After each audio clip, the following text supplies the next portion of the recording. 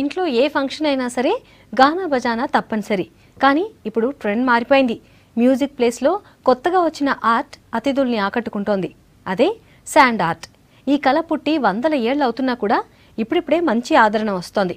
ప్రస్తుతం మన రాష్ట్రంలో కన్నా కూడా ఇతర రాష్ట్రాల్లో మంచి రెస్పాన్స్ ఉందని చెప్తున్నారు ఆర్టిస్టులు.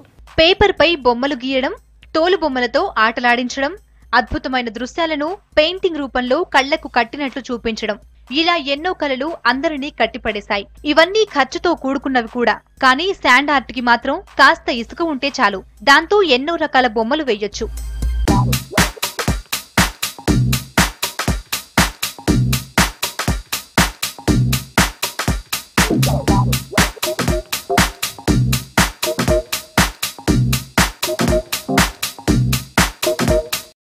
గుప్పెడు ఇసుకతో ఎన్నో వింతలు, విచిత్రాలు, సందేశాలు, పురాణ కథలు, చరిత్రకు సంబంధించిన విషయాలను కళ్లకు కట్టినట్లు చూపిస్తోంది శాండ్ ఆర్ట్. ఇంత గొప్ప కళ పుట్టి వందల ఏళ్లు గడుస్తోంది. కానీ ఆదరణ మాత్రం కొన్నేళ్ల క్రితం నుంచే మొదలైంది.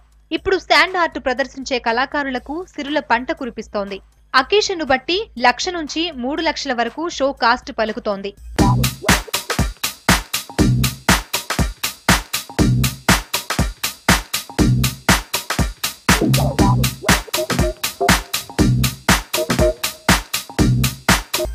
శాండ్ ఆర్ట్ కు డిమాండ్ పెరగడం సంతోషంగా ఉందంటున్నారు కళాకారులు.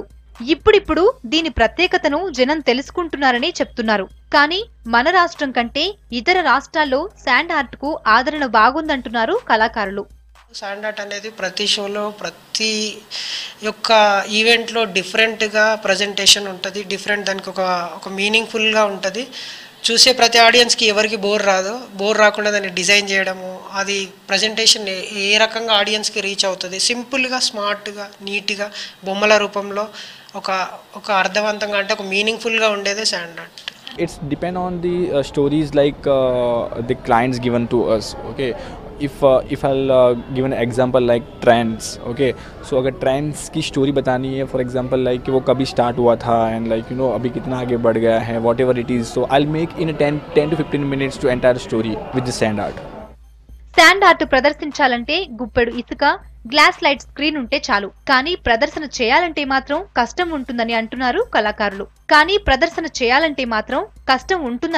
కళాకారులు. చేయాల్సిన ప్రదర్శనపై ముందే పూర్తిగా స్టడీ చేస్తే ప్రదర్శన అద్భుతంగా ఇవ్వొచ్చని చెప్తున్నారు.